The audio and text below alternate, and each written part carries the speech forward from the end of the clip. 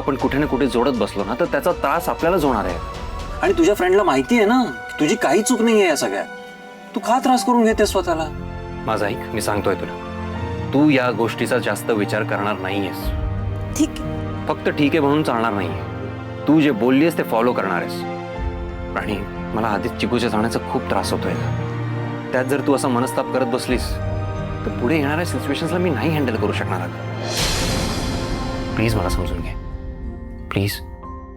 हो सर, मी नाही त्रास करून घेणार मॅडमच्या बोलण्याचा.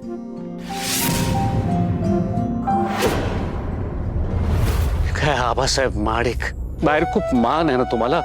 घराबाहेर पडल्यावरती माणसं तुम्हाला गराडा घालतात, त्यांना आनंद वाटतो, बरं वाटतं. पण तुमच्या घरच्यांना नाही वाटत. असं वाटणार त्याला मी कधी वेळच दिला नाही ना, कसं वाटणार? आणि आता तुमच्याकडे वेळ आहे तर तुमच्या घरच्यांना तुमच्यासाठी वेळ नाही. आणि असला तरी तरी तो तुमच्यासाठी का खर्च करावा? मुलांच्या भविष्यासाठी झटलो, झिजलो आणि त्यासाठी सबब दिली की माझ्याकडे वेळ नाही. मुलांना सबब दिली. माझी चिकू नाही वेळ देऊ शकलो तिला. ती खुद केली. कायमची मला सोडून निघून गेली. आणि इतकी दूर निघून गेली ना की तिला कसा आणू मी परत? चिकू,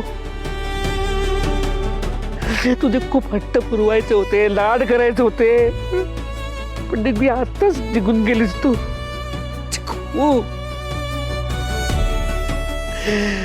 चिकू,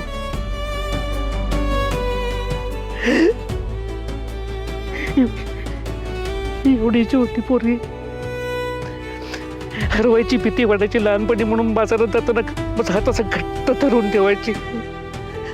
आता कायमची हरवली. चिको, का केलंस तू असं?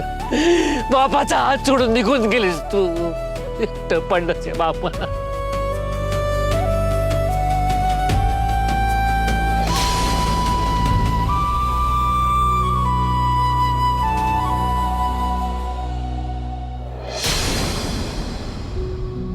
राणी,